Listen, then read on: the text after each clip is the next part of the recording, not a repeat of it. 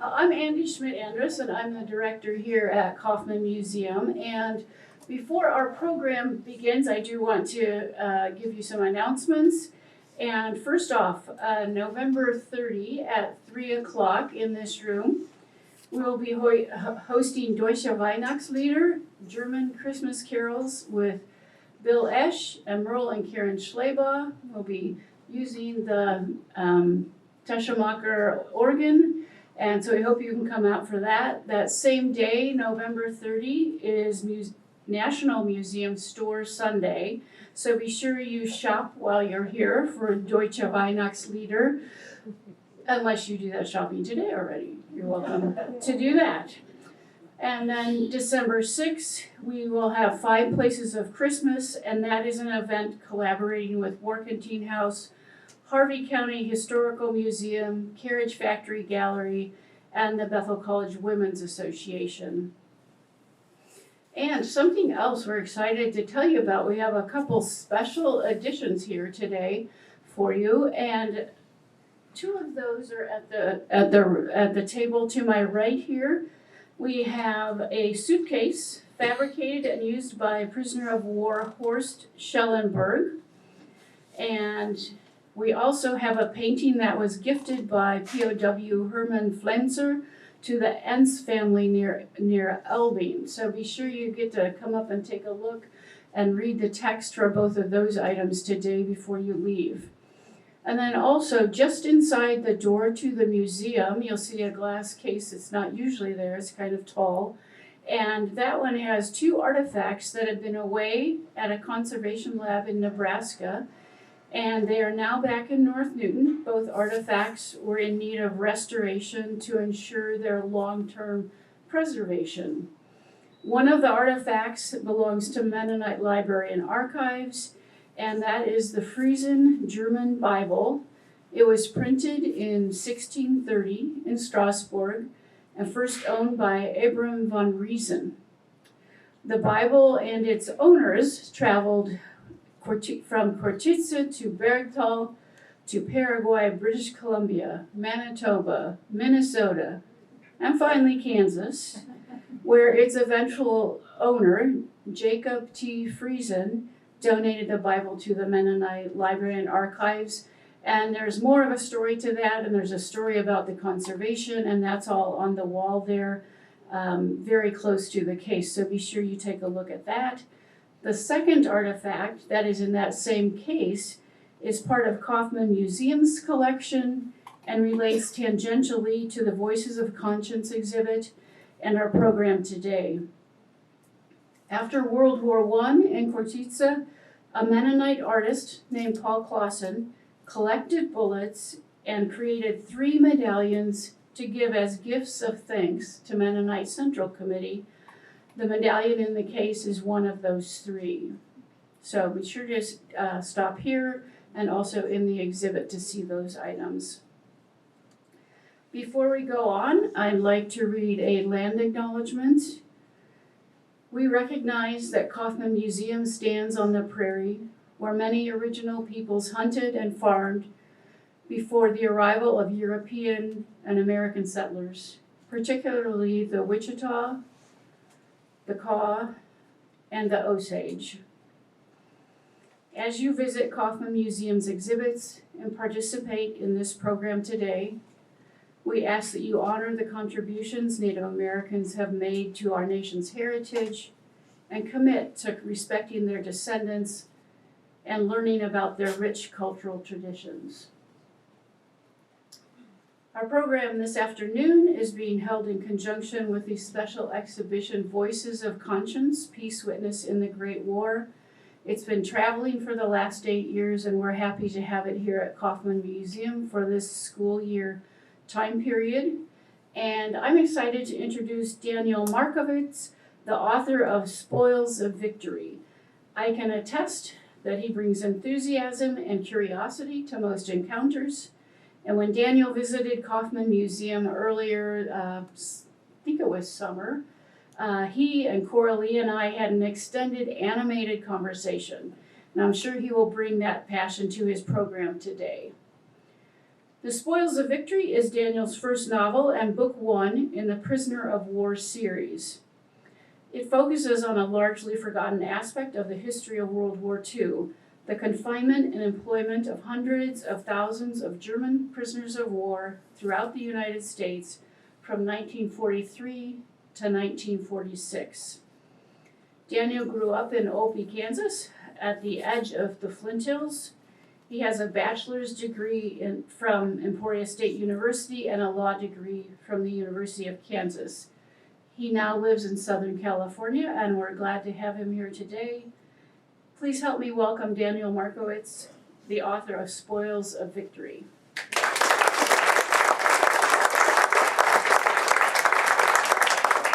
And I just remembered I need to get something.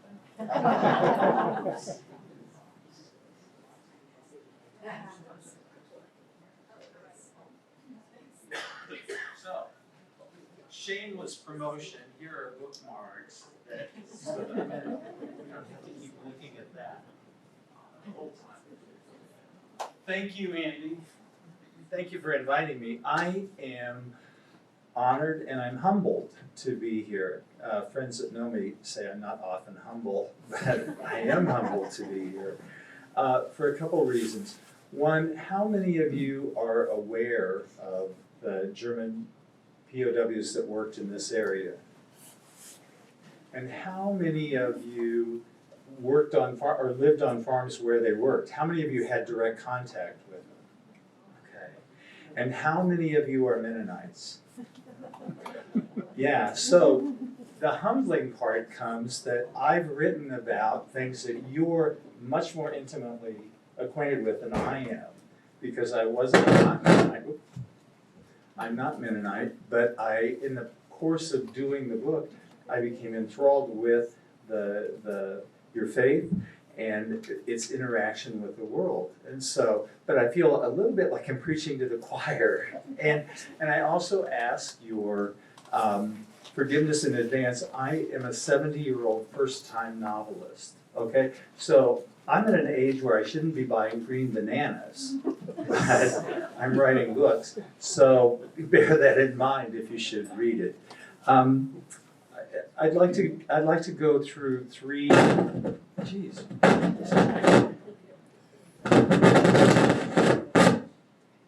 It's an artifact. It is an artifact. An artifact with an artifact. This is the part that's dangerous. I'd like to talk about three aspects of this today. And we don't need that anymore because you have the bookmarks. I'd like to talk about the history of this subject of the POWs here, and I'd like to talk about the story a little bit, and then I'd like to share what lessons I learned in the process of researching it and writing it, okay?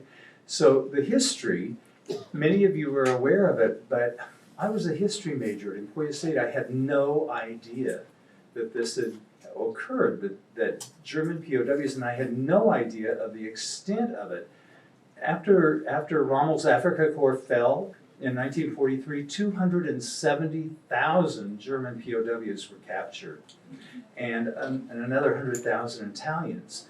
And what do you do with that many POWs? Because at the time, the U.S. was a signatory to the Geneva Conventions and scrupulously intended to scrupulously adhere to those conventions. And those conventions required adequate food, it required housing, it required medical care, the ability to communicate with your family, Red Cross checks. It required that POWs be paid. The wages that were paid to American troops in 1929 were paid to the German POWs during the time that they were here. So there was this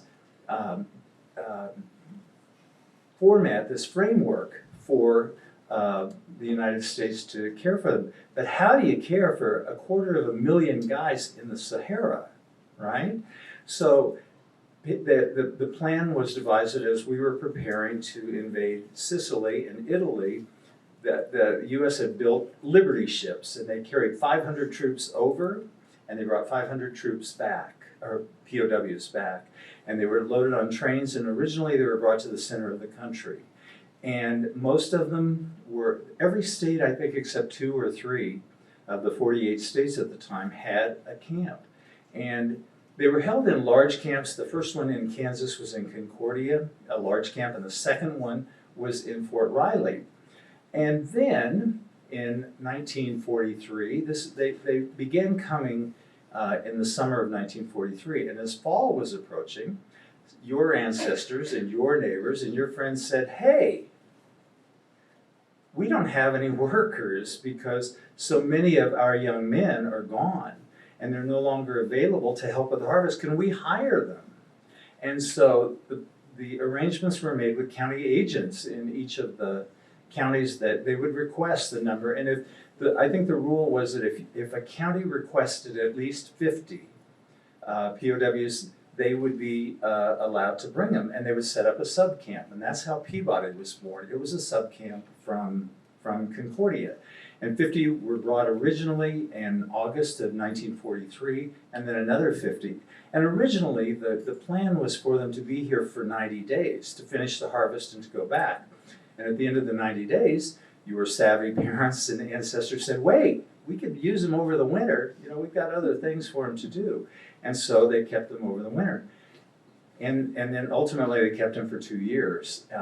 And during that time, the farmer that contracted with the army paid them. They paid, in addition to their military wages, they were paid farm wages. The county agents and the farmers were sensitive to the fact that they didn't want enslaved people working, and they also wanted to be fair to the labor market here, that if there were people that were available to work, that they wouldn't be undercut by non-paid POWs. So they developed this system, and the rules were that originally that there could be no more than 4 POWs to a farm and 1 guard.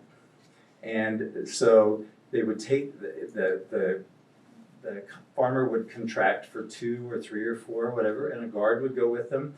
And there were all sorts of rules and regulations governing how they would be treated.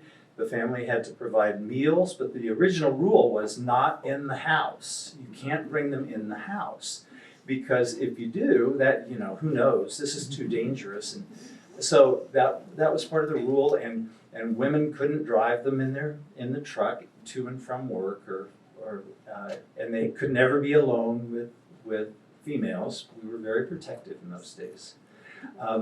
And so there were all sorts of rules that were established. And it is fair to say, as I dug into this more and more, that those POWs saved the harvest for 3 years in 1943, 1944, and 1945. Without that, the system of food distribution in the country would have fallen apart. So that's the history that it's grossly underreported. And when like I said, a historical background and always interested. I learned history at the feet of my immigrant grandmothers. You know, they're telling me stories of the old country and the passage and things, and I was always fascinated with it. And I was fascinated with Kansas history. So when I find out about this, I'm caring for my mom in Olpe, and she was in her 80s at the time and lived through World War II. And I came home and I said, Ma, did you know about this? And she said, yes. And I said, why didn't you say anything to us? And her answer is the reason that we don't know this, that it's underreported. Her answer was, the war was over, we didn't want to think about it. And so I said, well, thanks a lot. So I found there were a couple books by an author that lives in Manhattan, Lowell May, about the camps and about each one of the camps. It was good historical summations, and I decided that the story needed to be told more because it needed to be more widely distributed.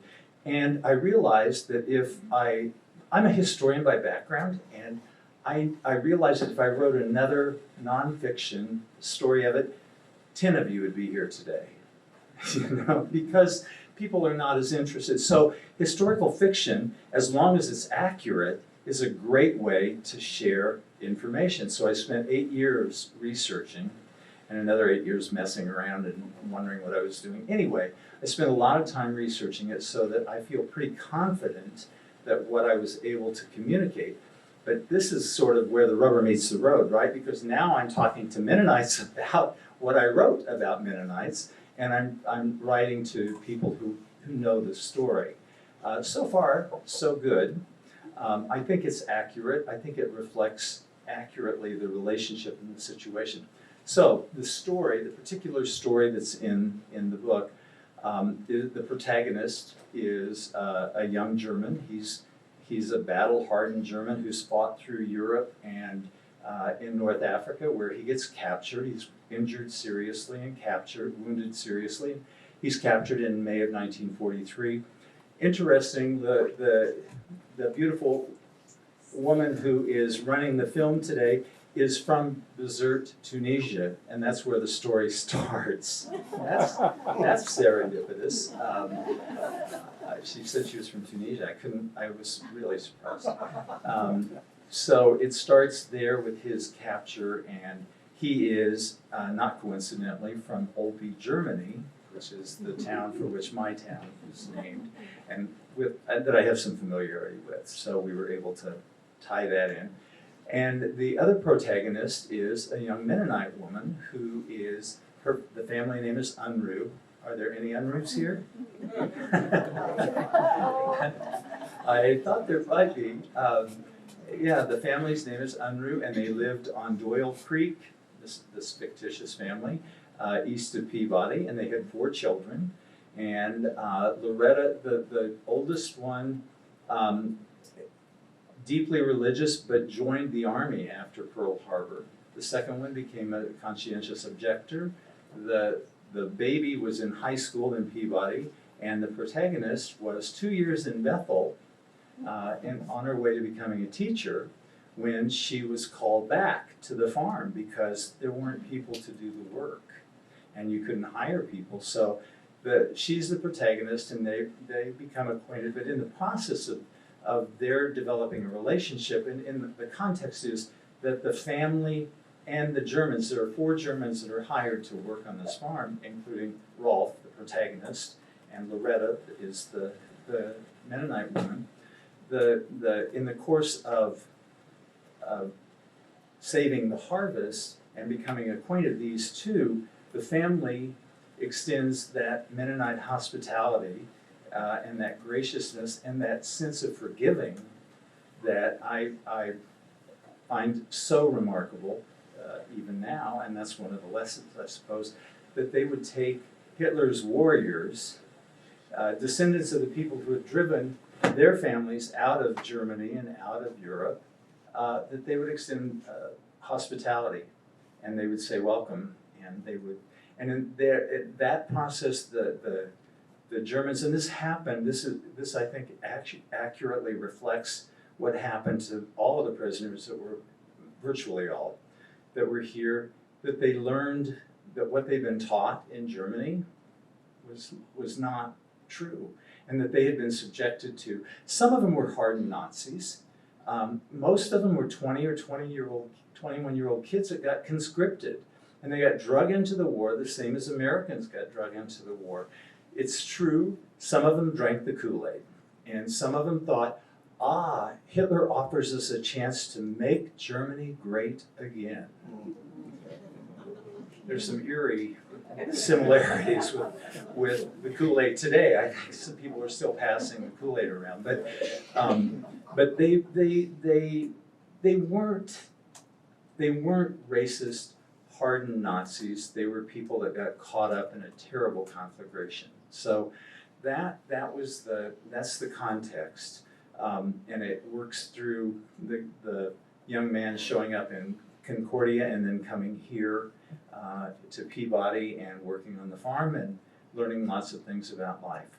So that's the story. I have a couple things that I can read if you'd like to hear a couple things to get an idea, and then I can share a little more about things that I felt that I learned in the process of researching this, and hopefully we can have some questions. I know some of you here have read it, and are aware of it. And if you have questions or things you'd like to add about your experiences with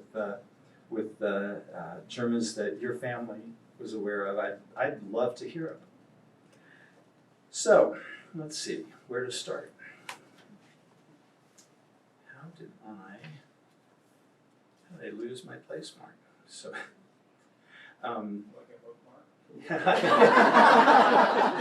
yeah, well, thanks. Just lost it. I'm close. The story, the second part of the first part deals with Rolf being captured in Europe.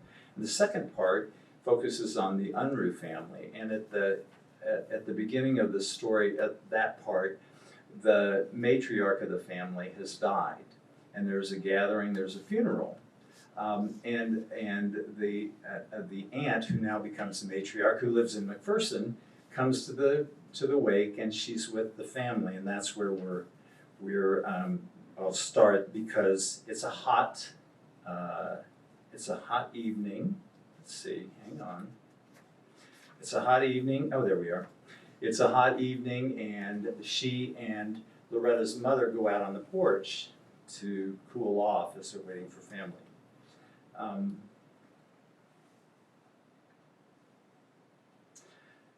This is the aunt, Dora. I'm going to step out for a little fresh air, Clara. Would you care to join me? Of course, I'm dressed and everything is ready in here. She helped the old woman from her chair and escorted her to a porch swing where their glasses of iced tea. They sat next to each other and relaxed, letting the swing sway slightly. Ah, that's better. Yes, it is, and I was hoping you and I could talk a bit tonight, just the two of us. Dora smiled and sipped from her glass. First, please tell me, how are the boys? Oh, you know, we think they're all right, but we don't know for sure. John is still in Bethesda, Maryland. He talks about the long hours at the hospital where he's an orderly. He's the one in CO status. And Joseph, we had a letter from him a few days ago, but it was written a month earlier. As usual, he can't tell us anything specific, but as of then, he was safe and healthy. But that was a long time ago. Today, who knows? This must be so hard for you, Dora said, looked at her empathetically. Clara looked down. This is not the path we intended for him. Such terrible times. Aunt Dora, can I ask you something? Of course, dear. I've been thinking about this since Mother Unruh died. Clara took a breath. Should we have stopped Joseph from enlisting in the army and going to war? Dora tucked a few strands of thick white hair back under her cot. Could you have? Clara sighed. Probably not, but should we have tried harder? He was 20 years old and out of high school when he made the decision. She fought back a tear. A decision to abandon everything he was taught. He didn't make it lightly, Clara. I remember him telling me how he prayed about it. He wasn't going to war for fame or glory or because he loved violence. He felt God was calling him to help stop some of the most evil characters the world has seen. After Pearl Harbor and after the reports of the atrocities in Poland and Russia, he said he was sure that for him, fighting this evil was what God was calling him to do. I remember, but still, he didn't abandon everything you taught him. In the letters I've had from him, he says he prays all the time and he tries to be faithful to what God has called him to do. Clara was near tears. But your parents gave up everything in Russia rather than abandon their faith and be forced to go to war. And now, just 2 generations, one of your sister's grandsons has taken up arms voluntarily and is committing acts that our church teaches are abominations. How must your sister have felt? Was her family's sacrifice all in vain? Did Elizabeth condemn Elizabeth is the grandmother. Did Elizabeth condemn Joseph for his decision? No, she prayed for his safety and asked God to bless him every day, including the day she died. She wrote him letters, spoke to him often, and worried about the rest of us. There was no shunning by her or anyone else in our church, although that has happened in other communities. She placed her trust in the Lord and knew that Joseph was acting in accordance with his conscience after prayer. Clara began to cry. Yes, but to abandon one of the pillars of our faith, to go against Harold's and my beliefs, but isn't he acting in accordance with his beliefs? God gives us free will, and each of us must decide whether to follow him, and if so, to discern the way. He is calling us. Yes, but to be a Mennonite is to forswear all violence as sinful, and a sin is a sin. If Joseph earnestly believes that the Lord called him to go to war and must have concluded that his actions were not sinful in the eyes of God, who are we to judge? Clara wiped her eyes and looked at Dora. You're right, of course. I shouldn't judge. It's just so hard to stand by when one of your children hears the Lord in a different way than we do. Dora smiled. That's the human condition since Adam and Eve. So, that's my friends, my Mennonite friends that I visited with talk about that conflict, that constant, the challenge of living the faith and confronting the day-to-day and recognizing the independence and free will of all of us. So that's what I was trying to focus on. Comments or questions about that part?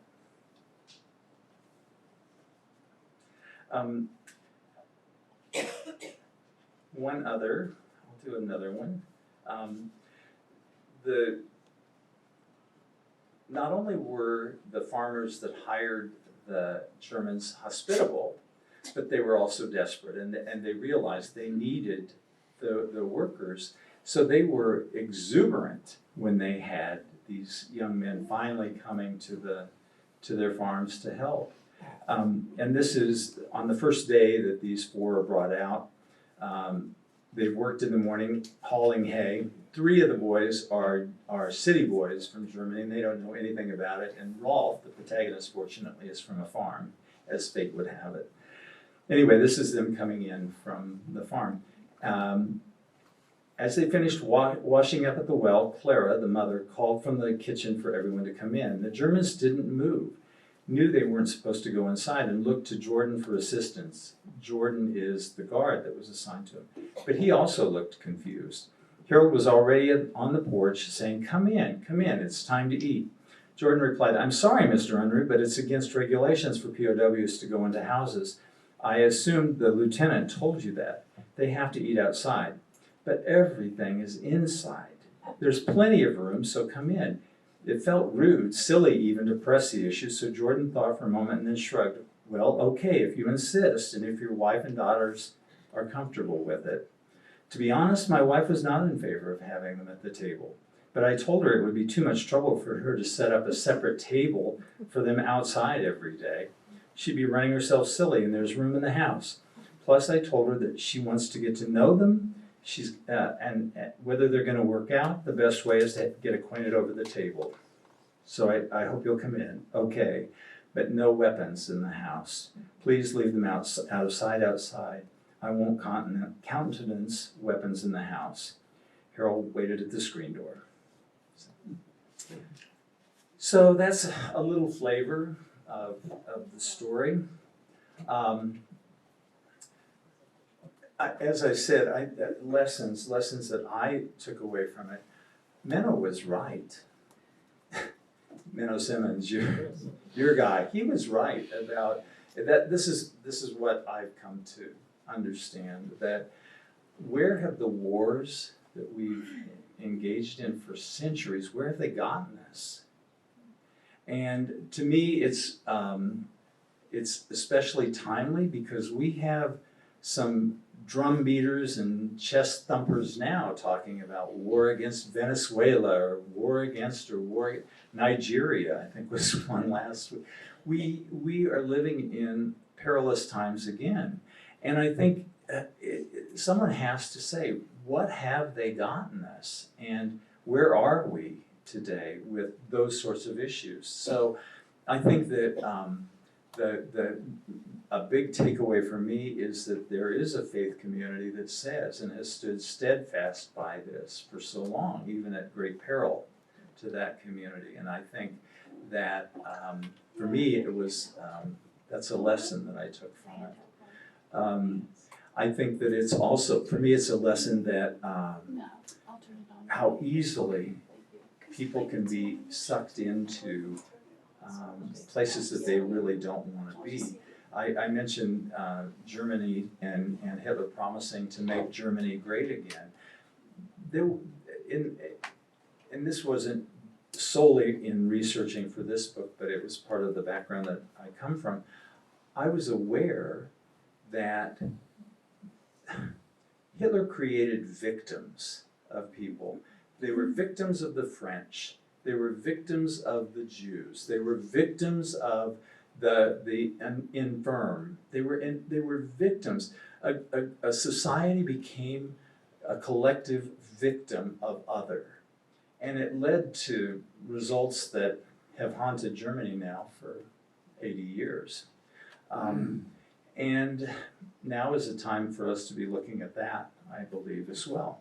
Everybody will draw their own conclusions, obviously, and I'm starting to sound a little preachy here, but everyone has to draw their own conclusions, but I believe that the history in this underreported subject is something that we might benefit from today. How do we treat neighbors? How do we learn to forgive? How do we get beyond this constant confrontation?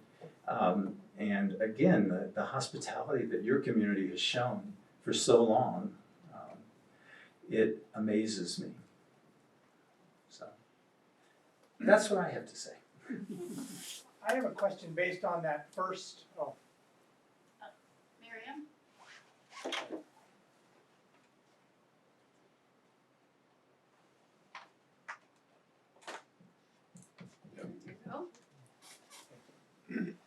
I have a question based on your first excerpt.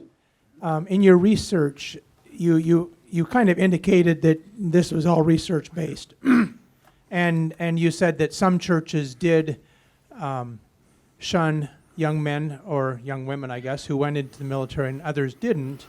Do you know how prevalent one view or the other was? I know my father-in-law was at Tabor Church, and he said he was the only one that went into the army. And he went non-combatant, but he was the only one that went into the army from his church who ever went back to the Mennonite church. I don't have a number, and I don't have an estimate as to how many did and how many didn't. What I know is that there were communities and individuals of both sides, people who made, and I tried to point that out in this family. These brothers are close, and one chooses something that's diametrically opposed to the other and to the parents. Because I knew that happened, but I wasn't able to quantify.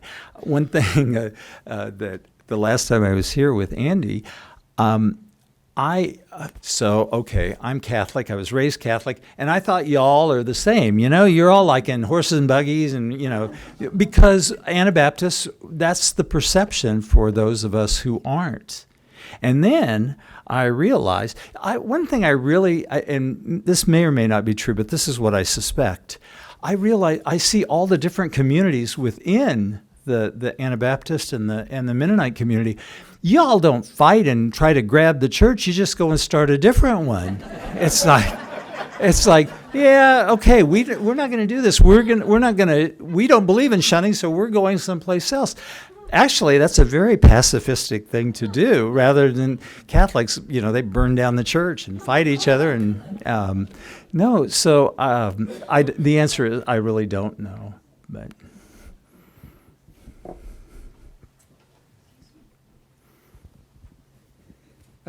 do the prisoners write letters home, back to Germany, and have those been studied? And what would be the drift of their thinking while they were here?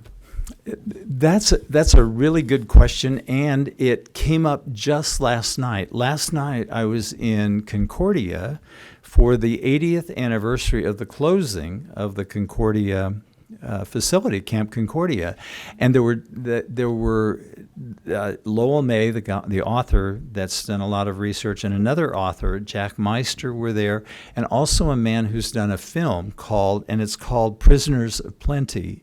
And he actually went back, this was 30 years ago, he went back to Europe and interviewed POWs. So he has, and now most of them are probably gone because, they would have been 20 years old, probably minimum, when they were here, so they're now gone. So he had letters. He has the actual recordings, and it was very moving. Lots of letters. They were, again, the Geneva Convention required that they were allowed to communicate back and forth. Censored, of course, but they did communicate, and the Peabody Museum has some of those letters. Interestingly, correspondence was maintained for generations afterwards, decades afterwards. There are grandchildren who are communicating with the grandchildren of Americans who housed them. And I think that goes to the second part of what you were asking. How did they feel about it? We have to look at the context. These guys had just gone through the brutality, the absolute brutality of North Africa, terrible terrain, getting the crap beat out of them by the Americans and by the Brits, and they are a bedraggled, starved, much maligned, and that's not they committed their involvement in the war. In a way, condemns them as well. But by the end of that, they were seriously starved and PTSD'd and physically, and many of them were injured. Coming here, at first they faced it with great trepidation. In part because they knew how harsh Germany was with their opponents. Not so much the POWs, but they knew how they were with their internal dissidents, right, with the socialists and people. And they didn't have a full idea, but they knew things weren't well. So when they're getting shipped here, they're not told much. They're put on these Liberty ships, 100 men to a hold, 500 in the ship, coming across the Mediterranean, across the Atlantic. They get on a train, they're brought here. First of all, they have no idea that the country is as big as it is. They've gone, 1,200 miles, and they're only halfway through, and they're shocked. So then they get to these camps out in the middle of nowhere, and their mentality is, oh, what's going to happen to us now? And yes, there was hostility. Yes, there was jeering. Yes, there was anti-migrant, anti-immigrant, that same sort of sentiment. That same sentiment, by the way, that during World War I was leveled against Germans and against Mennonites because of their pacifism, and also because they were the Kaisers, which was ludicrous. But they met some hostility. But by and large, they met people like the Unruhs who said, come and work for us, and we're grateful for you. And so many of them in this video that we saw last night, this movie, many of them said those were the best years that we could have possibly experienced. The food was plenty, and I didn't read an excerpt, but how many of you worked on farms growing up? Most of you? Okay, the guys that worked on farms know, coming in from baling hay, you know what that meal was like at dinner time, right? And the women here, you know what it was like to cook for those field hands, right? The food was astounding to these guys. They hadn't eaten this well for years. And because by then, Germany is already suffering deprivation. So they have not seen this much food in a long time. They're meeting friendly people. They're meeting beautiful women. They're getting medical care. At Camp Concordia, the University of Kansas offered classes. They were allowed to take classes. They had the hospital was a huge facility at Camp Concordia, staffed by German doctors and American doctors. There was even, and this, I love this, there was an orchestra that was captured in North Africa, lock, stock, and instrument. And they were brought to Concordia. And they played at the Brown Grand Hotel, theater. They played, they gave concerts. And people gave them instruments, and there was this barter thing. So there were, the interactions were, and I think maybe there's a lesson here today. How do we treat our adversaries? Remember, the context, again, is important. 6 months earlier, they were shooting Americans.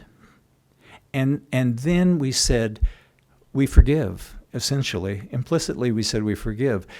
And then it's not lost on them afterwards when they're repatriated. They missed D-Day. They missed the absolute destruction of Germany. They were safe. They were saved by being captured. So. Daniel, one thing I had read in the diaries that were available to buy there, Jack's diary he sold. Jack's diary that he sold, one of the things into that is the man that's the diary, he said, I could mail so many pieces of mail, only so often, but he got mail. It was usually 2 months behind when the family member sent it, but they did get mail from home, so they were finding out how their family was doing at home and what was going. That was something I don't think I'd ever heard till I read it in the diary, that it did take about 2 months back and forth. So. Yeah. While you've got the mic, can you share what you talked about on Eleanor Roosevelt, what she had to say? Oh, well, Daniel said. And I'll pause just a second. Your name is Marcia. Marcia, right? And you work at the Peabody Historical Society, right? Yes, we have a wonderful collection of the POW, and Daniel's been gracious enough to be over there too, and yes, but. Do you want to tell that story? And then I have Well- one in the back, question in the back, and Yeah. then one up front. The question about Eleanor Roosevelt, the United States made a conscious decision with these human beings. What are we going to do with them? And Eleanor said, at the end of the war, do you want, by the end of the war, there were 300,000, almost 400,000 Germans here. At the end of the war, do you want 400,000 enemies to return to Germany, or do you want 400,000 friends? And if you look at the history of our relationship with Germany after the Marshall Plan and the ability, they ferreted out the Nazis and they did the best they could in that regard. But basically, they said at some point we have to go on, we have to move on, and so. That she was instrumental in that. And there was the Geneva Conventions. There was the golden rule: do unto others as you expect them to do to you. And that paid off in spades. Again, I find the contrast with our current times to be sad.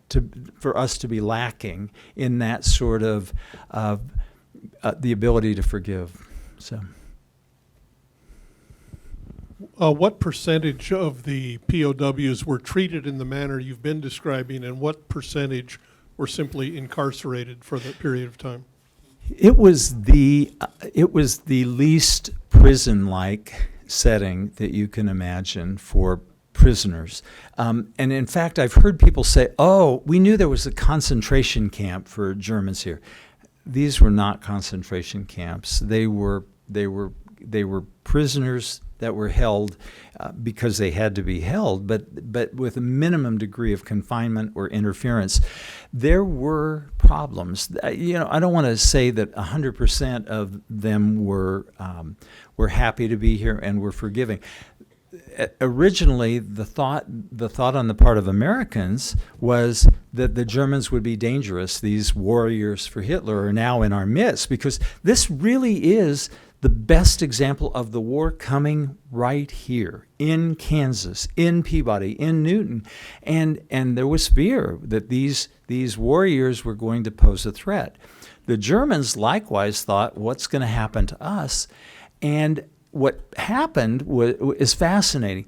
The Germans' biggest enemies were not Americans. They were the officers and the Nazi, the true believers, who attacked and persecuted those who they thought were treasonous to Germany. And there were, I think, 3 or 4 suicides in Concordia that were suspicious, where and I fictionalize one in the book, where the officers said, you're aiding and abetting the Americans, and if you continue to do that, we're going to tell your family, and also we're going to execute you, and your choice is to commit suicide or not. And that happened. And when it happened, eventually the prisoners, they were frightened and traumatized by their own officers, but they eventually began to speak up. And the army sent the worst, the true believers, the Nazis, to a camp in Oklahoma, Alva, Oklahoma, which as a Kansan I think is perfectly rational and reasonable. Why not Oklahoma? So they sent them to Oklahoma, and they were segregated. And after the war, 15 of them were court-martialed, and 14 of them were executed, these German officers, at Fort Leavenworth. I'm Marcia Anderschmidt, and my grandparents had prisoners of war just southeast of Newton a little bit. And they told the story about how you talked about music. The one man would play the piano there, and he really fell in love with my little cousin. My older cousin at the time was 5, because he had a daughter back at home. But the letters continued after they went back. Our family still has the German letters from the prisoners of war, and my grandparents would send care packages over, and at one point they traced all the children's feet, so they knew what size of shoes to send over.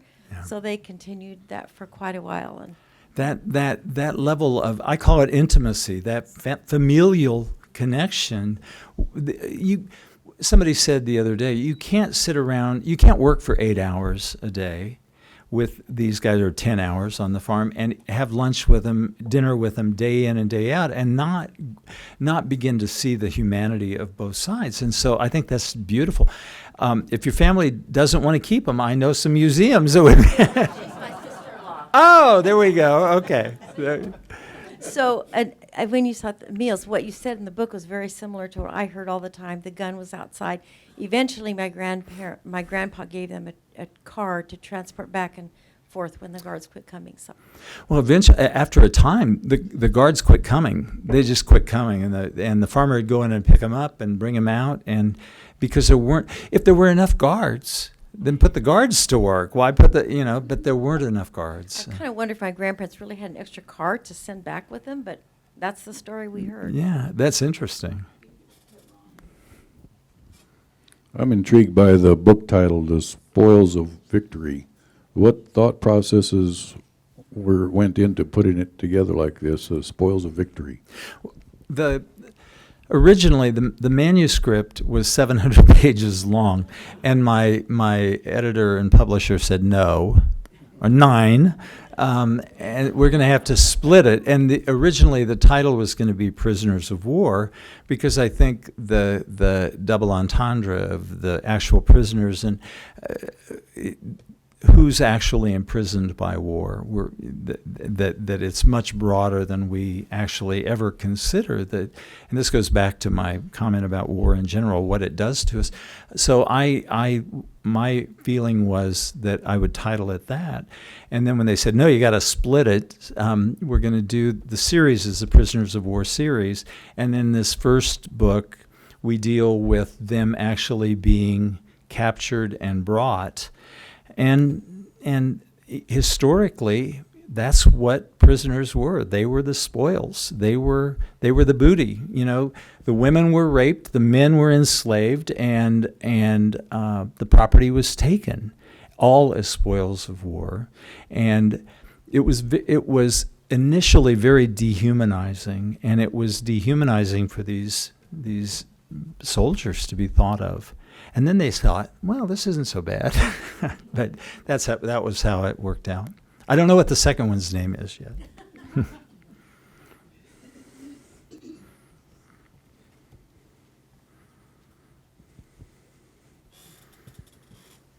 Mr. Markowitz, I really appreciated reading your book. Thank you. I grew up 5 miles south of Peabody, and we had German prisoners working with us for years.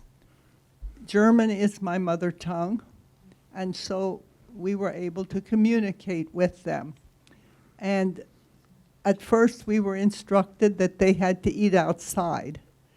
And then we were given permission to bring them up, but we requested of the guard if he could please leave his gun. I remember him sitting at the dinner table with his gun sticking up between his legs.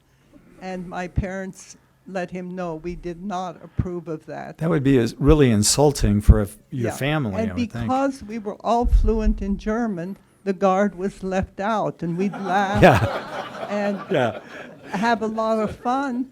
And people in our community kept in touch, went to visit them afterwards. So growing up, they spoke our language, they worked for us, and yet we had to take them to Peabody. And so I recently had my daughter-in-law take me through Peabody just to see where the camp was. But yeah, we kept in touch by correspondence afterwards. Can I ask you a couple questions? Yeah. One, how old were you when they came to your farm, if you don't mind my asking? They came in 40. 43. Okay, I would have been 8. Okay, so old enough, and then they were there through 45. They off and on. They were. Yeah, I feel like, 10. You were old enough to really get a good sense. The second question I wanted to ask you was, did you have a dialectical problem with their German versus your German? No, at least I don't remember. We joked. They would joke with us. We would talk about, I know they didn't like to eat Cheerios. We would always give them breakfast, and they saw that was oats, so they thought we were giving them pig's food. Did they ever eat corn? I don't No. remember that anymore. Because corn was animal food as well, Okay. and they were, Yeah. at least I heard that a number of times. But we brought them in the Cheerios. house, and I think at first that wasn't legal. No, it wasn't. And so, but then the guard felt left out because we were joking and laughing in German. Do you remember, do you remember the conversations? Were the conversations about family, or did you discuss the war, or was it mainly about farming? Do you recall it all? I'm curious. We were children. I would Yeah. think it would be appropriate, Yeah. what are you doing? What's the dog, his name, and Yeah. that kind of thing. But yeah, we conversed with them like friends. I think one of the thing that you pointed out about the gun, so also more context. The guards were not generally people that were fit for the front line. They were older, they weren't experienced. Many of them were from the East Coast, and they were less familiar with Kansas than some of the Germans were. I mean, seriously. There are stories of them saying, where are the Indians? Are we safe? When was the last time you were attacked? But the other thing is, these were not ace marksmen that were carrying these guns around. So in the first place, in the book, Jordan he's a barber from Pittsburgh who's in his 30s, and now he's a guard out in Kansas.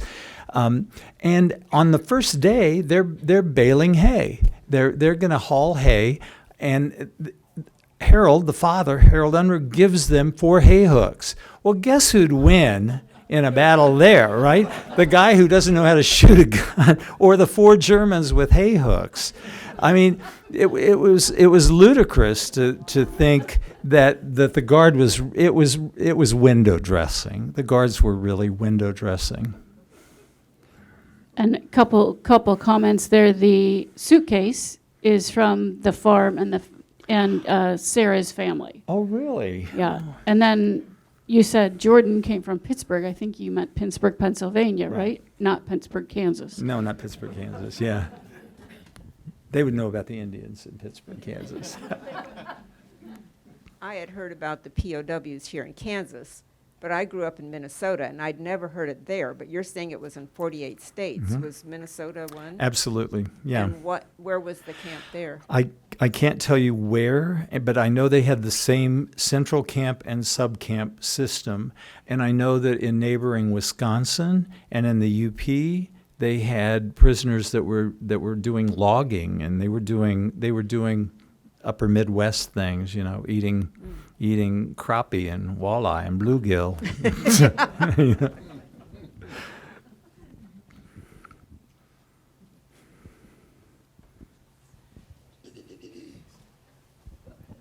This is just back to the question about shunning. My father, Orville Unruh, went into the Army as a non-combatant. He felt that he needed to serve. but was not willing to carry a gun. And when he came back, he wanted to marry my mom, who was a daughter of one of the deacons at Alexanderville Church. And so he was not welcomed back into the congregation, but was given the opportunity to plead his case. So I don't remember what all he needed to do in order to convince the congregation to allow him to continue his membership. But he was determined.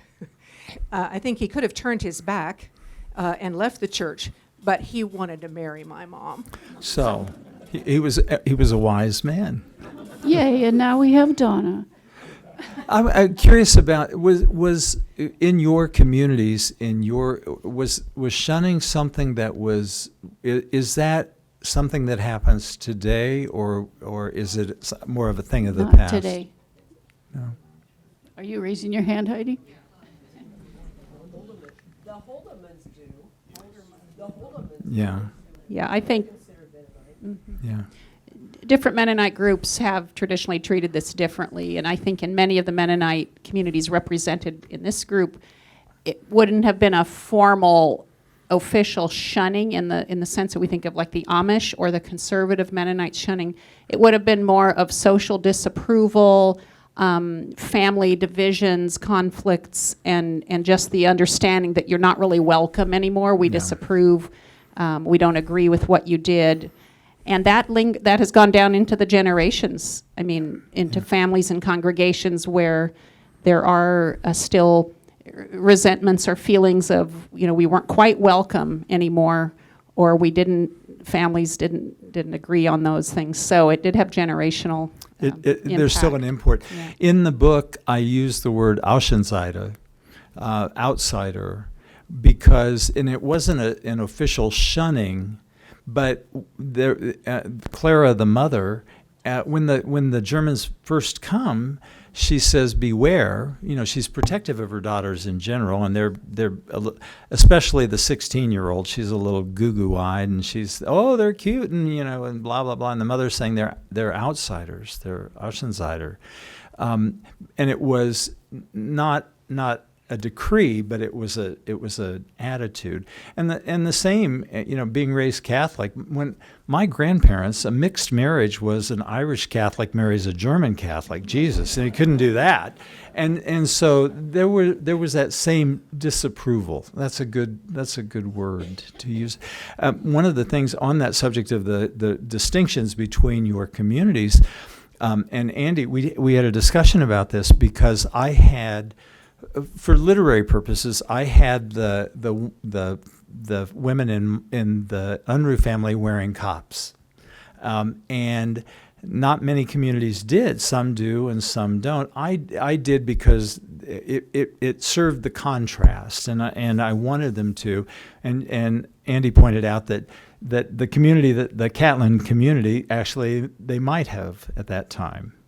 She also pointed out to me that I said something about mulberries being ripe in the fall, and I don't think I did. I've got to go back and check. I have the page number written down. I want to see. It's at home, I think. I'm gonna those get mulberries in the fall didn't no work for me. mulberries. I know when mulberries come. Yeah, good. Then you're a good Kansan. We know it. So one more question, and then we'll, I think, stop for the day. I'm an Unruh, although the name isn't that anymore. And my dad was one of those that hired the POWs from Peabody. I remember them coming out and working during the day, and we fed them at noon in the house, and they were so tickled that we could talk German. Yeah. And even though the words weren't all the same, there was enough that they could understand each other. And they were really happy about that event. And so I wasn't very old when they came. I don't remember terribly much of it, but I was preschool yet. The story as to why I chose the Unruh name. A lot of the names and the characters just kind of popped up. Sometimes I felt like I was channeling people, but the Unruh name I used because my dear friend in Emporia, Cheryl Unruh, who's from Pawnee Rock, is a writer, and she kind of inspired me in some ways. And her family background is Mennonite from Pawnee Rock, and so that's why I used the Unruh. And then we were looking on the ship manifest, so the Unruhs that came over. My word, there were a bunch of Unruhs. All right, well, thank you very much, Daniel. Thank you.